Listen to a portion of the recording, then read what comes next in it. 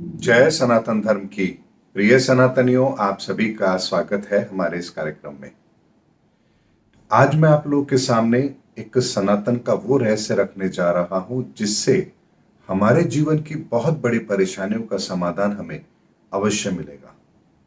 आप लोग जानते हैं कि हमारे विचार ही हमें जीवन के अंदर उन्नति की ओर या अवनति की ओर लेकर जाते हैं। अगर हमारे विचार श्रेष्ठ हैं तो हम अपने जीवन में संस्कारों को शामिल करते हैं, अच्छे विचारों को शामिल करते हैं।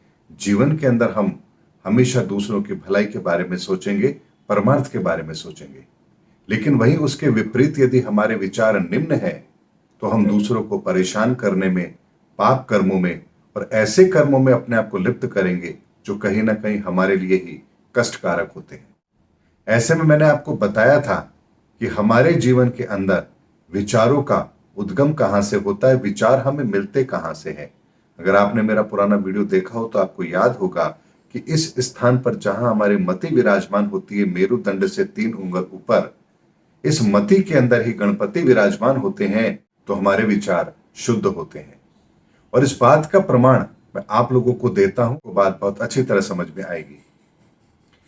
आपने देखा होगा कि जब कभी बच्चा पढ़ता नहीं है तो हम उसके इसी जगह पर हल्के से लगाकर कहते हैं पढ़ ले। हम बहुत बार कहते हैं क्या तेरी मति मारी गई है। हम आखिर ऐसा क्यों करते हैं? हम कभी भी कहीं चरणामत लेंगे, प्रसाद लेंगे, उसको लेने के बाद हम इस हाथ को ऐसे पीछे की तरफ करते हैं। आखिर हमने इस हाथ को यहां से ऊर्जा खंड से पीछे की ओर क्यों किया? क्योंकि इसी ऊर्जा खंड से ही विचार को आने की ताकत मिलती है। ये ईश्वरीय शक्ति के साथ कनेक्टेड है और इस ईश्वरीय शक्ति के साथ जो कनेक्टेड ऊर्जा है वो हमारे मति तक जाए, इसी उद्देश्य से हम ये काम करते हैं। आपने देखा होगा हाथी कितना बड़ा जीव है, लेकिन आपने कभी देखा है कि महावत हाथी को कंट्रोल कैसे करता है? तो आप लोग पाएंगे कि उसके हाथ में एक कुश होती है, उस कुश के द्वारा ही वो उस हाथी को कंट्रोल करता है।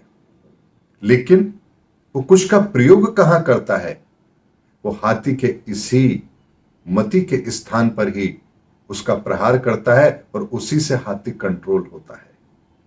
यानी हाथी को संकेत भी उस कुशा के द्वारा, उस कुश के द्वारा दिया जाता है उसके मति के स्थान पर।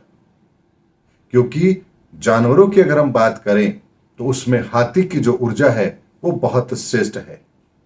इसीलिए भगवान गणपति का जो प्रतीक हाथी के रूप में हम देखते हैं, उसकी ऊर्जाओं का जो एक व्यापक स्वरूप है, उसको जब हम जीवों में देखते हैं, हाथी के रूप में देखते हैं, तो यहां पर भी हाथी को कंट्रोल में करने के लिए उसके उसी स्थान को प्रयोग में लिया जाता है, उसके उसी स्थान पर प्रहार किया जाता है।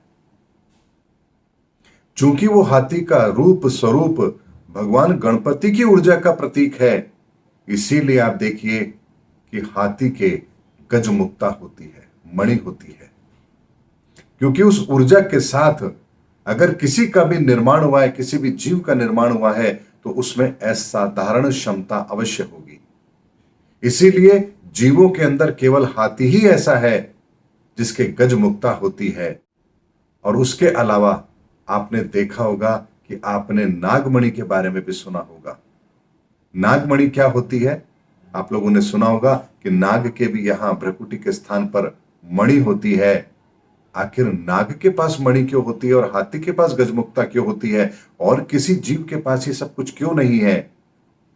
क्योंकि गणपति की ऊर्जा का प्रतीक हाथी है और नाग स्वयं भगवान शिव के गले में बैठा हुआ है, वहां उसको स्थान मिला है और भगवान शिव के गले में, उनके गले के पीछे मेरुदंड में शिव तत्व विद्यमान है और उस शिव तत्व के संपर्क में रहने से ही नाग को नागमणि प्राप्त होती है। इसीलिए ये वो सनातन का रहस्य है जहां हम इस ब्रह्मांड की ऊर्जाओं का व्यापक स्वरूप कहां है, कैसे उसका विस्तार है, कैसे हमारे जीवन में चीज शामिल होती है, कैसे हम उसका फायदा ले सकते हैं, ये सारा ज्ञान विज्ञान सनातन के अंदर निहित है। इसीलिए ज्योतिष से हम सनातन को समझते हैं, सनातन से हमें ज्ञान और ज्ञान के बाद उससे विज्ञान, ये क्रम इस संसार का है। इसीलिए सबसे पहले हमें वो आंख चाहिए होती है जिसे ज्योतिष कहा गया, वेदों के अंदर कहा गया, ज्योतिष को वेदों की आंख कहा गया। और वास्तव में इस ब्रह्मांड का पहला शब्द भी ज्योतिष ही है, क्योंकि ज्योति की तीश, उसका विस्तार यही ज्योतिष है। ज्योतिष वो नहीं है जो आप लोग समझते हैं। उसी ज्योतिष के द्वारा सनातन को समझा जाता है। उस सनातन को समझने के बाद हमारे भीतर ज्ञान प्रकट होता है, और उस ज्ञान के प्रकट होने के पश्चात फिर हम विज्ञान की तरफ जाते हैं, क्योंकि ज्ञान को भी विज्ञान के पैरामीटर पर परखना होता है, तब जाकर के हमें एक समाधान प्राप्त होता है। इसीलिए विज्ञान इसकी ही एक कड़ी है, और विज्ञान चौथे नंबर पर आता है। इस क्रम को जरा समझिए, आपको आपके जीवन के अंदर बहुत सारे प्रश्नों के उत्तर भी मिलेंगे और समाधान भी मिलेंगे। इसीलिए हमारे विचारों को श्रेष्ठ करने के लिए हमें अपनी इसी मति के स्थान पर प्रार्थना करनी चाहिए कि हे ईश्वर, हे गणपति, मेरी मति के अंदर आप विराजमान रहें। यहां जब गणपति का स्थान हमारी मति में निर्धारित होता है, उसके पश्चात ही हमारे जीवन के अंदर सद्विचारों का, शुभ विचारों का, सकारात्मक विचारों का उदय होता है। और उसके पश्चात जो आपके जीवन में एक उन्नति का मार्ग, भक्ति का मार्ग आरंभ होता है, उसकी कोई सीमा ही नहीं है। ये मार्ग आपको वास्तव में सनातन की ओर लेकर जाता है, उन्नति की ओर लेकर जाता है। और इस मार्ग पर चलते हुए जब आप अपने जीवन को यापन करते हैं, पूर्ण करते हैं, तो आपकी वो ऑरा, आपकी वो ऊर्जा एक रूप लेती है, स्वरूप लेती है, पिंड का रूप लेती है, और ब्रह्मांड में आपको एक चमकते हुए सितारे के रूप में स्थान प्राप्त होता है। इसीलिए जितने भी सितारे हम ब्रह्मांड में देख रहे हैं, ये इस धरती पर वो लोग थे जिन्होंने अपनी ऊर्जाओं के संसार को इतना व्यापक, इतना विस्तृत बनाया कि उनके इस जीवन के पश्चात स्वयं परमात्मा ने उन्हें इस ब्रह्मांड के अंदर एक पिंड के रूप में, ग्रह के रूप में स्थान दिया। और इसीलिए हम ध्रुव के बारे में सुनते हैं कि वो तारा बनकर आसमान में चमक रहा है, ध्रुव तारा। और इससे भी आगे की बात आपको एक और बताता हूं। जैसे जैसे नए लोग इस ऊर्जा खंड के अंदर शामिल होते जाते हैं, पुराने उससे दूर होते जाते हैं, यानी पुराने ऊर्जा खंड उनको नए को स्थान देती है। इसीलिए इस ब्रह्मांड का जो विस्तार है, उसकी भी प्रक्रिया के अंदर इसका बहुत बड़ा महत्वपूर्ण रोल है। इसीलिए इन आसमान में हम जितने भी तारों को देख रहे हैं, ऊर्जा खंडों को देख रहे हैं, जो स्वयं प्रकाशमान है, क्योंकि तारे स्वयं प्रकाशित होते हैं।